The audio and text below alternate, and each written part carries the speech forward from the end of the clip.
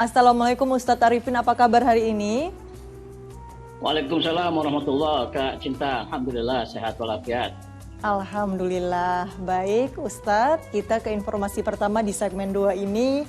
Ada seorang ibu rumah tangga yang meminta dilegalkannya ganja untuk medis guna pengobatan anaknya. Pada Selasa siang bertemu Wakil Ketua DPR RI Sufmi Dasko di ruang kerjanya. Hasil pertemuan, Sufmi akan melanjutkan aspirasinya hingga ke sidang paripurna. Tanti Warastuti, ibu rumah tangga yang aksinya di Car Free Day, meminta dilegalkannya ganja medis untuk pengobatan anaknya. Selasa siang bertemu Wakil Ketua DPR RI Sufmi Dasko di ruang kerjanya lantai 4 Gedung Nusantara, Jakarta Pusat. Kedatangan Santi yang didampingi kuasa hukumnya guna meminta bantuan DPR membuat regulasi legalisasi penggunaan ganja untuk medis guna pengobatan anaknya dan anak lainnya yang menderita kejang-kejang.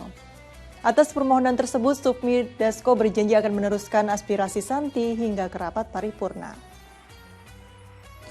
Terutama untuk mengatasi kejangnya, Pak.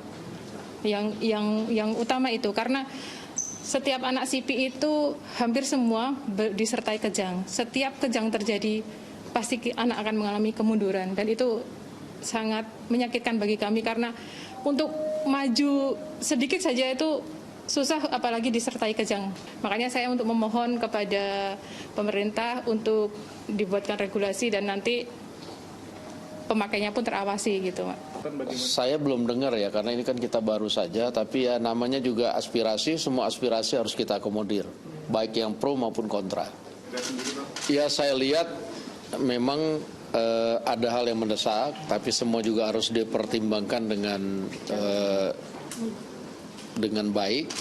Nah sehingga nanti kita akan serahkan apapun itu nanti dengan rapat dengar pendapat, mudah-mudahan membuahkan hasil yang baik. Ya, kita berharap ada solusi terbaik bagi masalah ini dan tentunya perlu ada kajian khusus dan mendalam terkait legalisasi ganja medis. Ustadz Arifin, perihal ganja medis, bahkan Wapres Ma'ruf Amin sudah meminta MUI untuk mengeluarkan fatwa. Bagaimana menurut Ustadz? Ya begini saya kira Kak Cinta ya, pada dasarnya kan dalam kaidah fikih itu ada disebutkan bahwa pada dasarnya hukum segala sesuatu itu tuh boleh selama tidak ada dalil yang melarangnya. Nah, apalagi kalau digunakan untuk kebaikan dan memang manfaatnya betul-betul terasa. Bahkan kalau kita baca ayat Al-Quran kan ada daging babi disebutkan itu diharamkan. Tetapi ayat yang lanjutannya menyebutkan dalam keadaan terpaksa gitu. Famanidturra, orang yang terpaksa, misalnya terpaksa itu tidak ada makanan lain atau untuk pengobatan, maka dia boleh mengkonsumsi babi yang tadinya haram. Nah ganja saya kira begitu juga. Ganja yang dikonsumsi sebatas untuk keperluan medis, untuk pengobatan, tidak untuk untuk mabuk-mabukan ya, untuk yang selama ini mungkin digunakan oleh orang yang nge-fly lah istilahnya begitu, itu sebatas itu tidak masalah gitu. Saya kira sudah pada tempatnya ketika Wapres kita meminta kepada MUI untuk mengeluarkan fatwa membolehkan ganja untuk keperluan medis, untuk pengobatan. Nah, soal bahwa sebelum ini sudah ada larangan ganja untuk dikonsumsi, itu saya kira lebih karena pemakaian ganja selama ini cenderung untuk mabuk gitu ya, untuk fly, bukan untuk pengobatan gitu, yang dosisnya juga luar biasa banyak sehingga membuat orang tidak sadar diri. Nah itu yang merusak akal, merusak pikiran sehingga kemudian ulama mengharamkan. Tetapi sekali lagi ketika memang tidak ada alternatif obat lain untuk mengobati satu penyakit tertentu kecuali ganja dan dikonsumsinya juga sebatas yang ditentukan oleh dokter, dosisnya tertentu, tidak berlebihan, hanya untuk pengobatan, itu saya kira bagus dan dibenarkan secara agama gitu. Dalilnya tadi kira-kira seperti daging babi saja yang tadinya diharamkan, itu dalam keadaan terpaksa menjadi boleh. Nah nanti sudah penyembuhan ya, umpamanya nih anak yang sakit yang terkena penyakit itu kemudian sembuh setelah mengkonsumsi ganja dengan dosis tertentu, itu, tentu dia menjadi hukum ganja menjadi haram lagi karena pengobatannya udah selesai gitu saya kira ya. Dan saya mendukung ya apa yang dilakukan oleh Pak Wapres, meminta MUI untuk mengeluarkan fatwa membolehkan ganja untuk tujuan medis. Saya kira gitu Kak Cinta. Ya, baik Ustadz Arifin, MUI melalui Lembaga Pengkajian Pangan dan Obat-obatan dan Kosmetika pernah menyebut bahwa ganja ini halal tapi dilarang.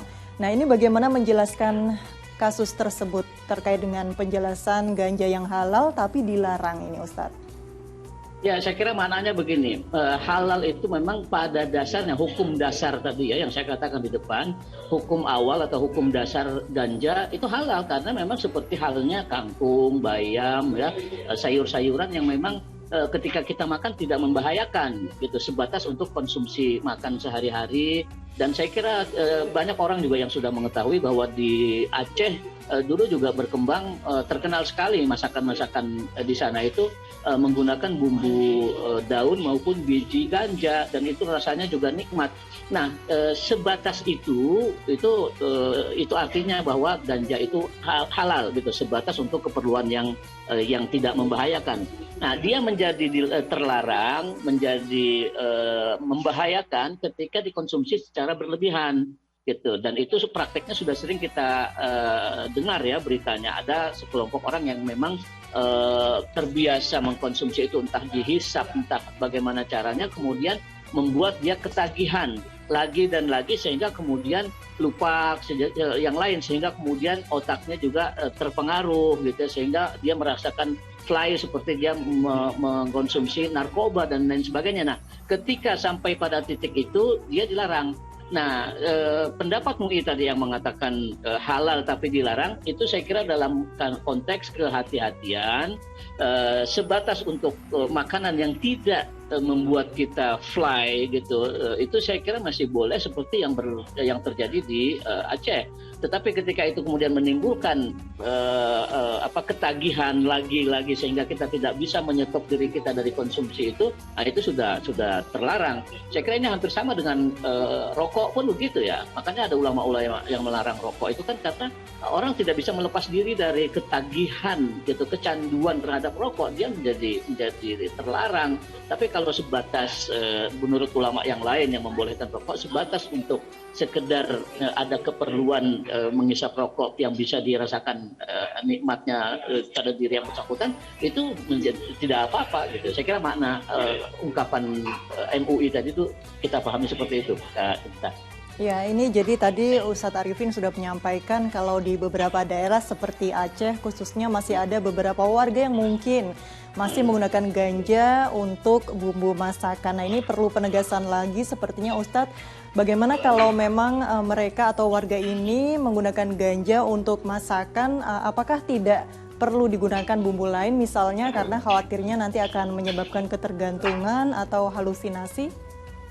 Ya, memang ini masalahnya agak tidak mudah ya, tidak ringan. Di satu sisi sebatas untuk bumbu masakan itu boleh.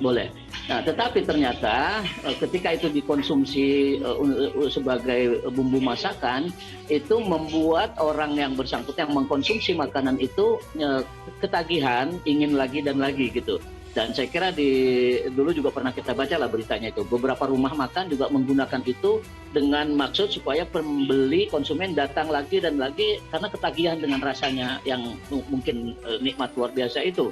Nah, kalau sudah sampai titik itu, sekali lagi ya, kalau sudah sampai titik kita menjadi ketagihan, menjadi ada ketergantungan, halusinasi karena bumbu ganja, biji maupun daun itu, ya itu sudah sampai pada titik pelarangan gitu. Jadi memang harus bijak betul ketika ini dihalalkan, dibolehkan itu harus ada kontrol yang ketat gitu. Umpamanya penggunaan bumbu biji atau daun ganja itu hanya sekian miligram, sekian gram umpamanya gitu, untuk supaya orang bisa mengontrol jangan sampai masakan yang sehari-hari dikonsumsi di keluarga itu justru membuat kita hilang ingatan, membuat kita fly gitu, membuat kita tidak sadar. Nah, itu sudah berbahaya kalau sudah begitu gitu. Saya kira sebatas itu tadi, kembali lagi sebatas untuk penikmat rasa masakan, itu masih banyak ulama yang mengatakan itu tidak mengapa gitu ya, karena memang tidak membahayakan jadi kalau sebatas untuk bumbu masak. Nah, apalagi kalau di satu daerah tertentu tidak ada alternatif bumbu lain gitu, kecuali kita di Jakarta di tempat lain yang bumbu masakan bisa macam-macam. Saya kira penggunaan itu harusnya dihindari lah demi kehati-hatian. Nah, Cinta. Iya, baik Ustadz Arifin, sudah sangat jelas sekali. Tadi ada beberapa hal yang perlu digarisbawahi, bagaimana kemudian warga harus menggunakannya dengan bijak dan tidak sampai menimbulkan efek samping yang dikhawatirkan selama ini, karena sejauh ini ganja memang masih masuk dalam kategori narkoba. Kita ke informasi selanjutnya.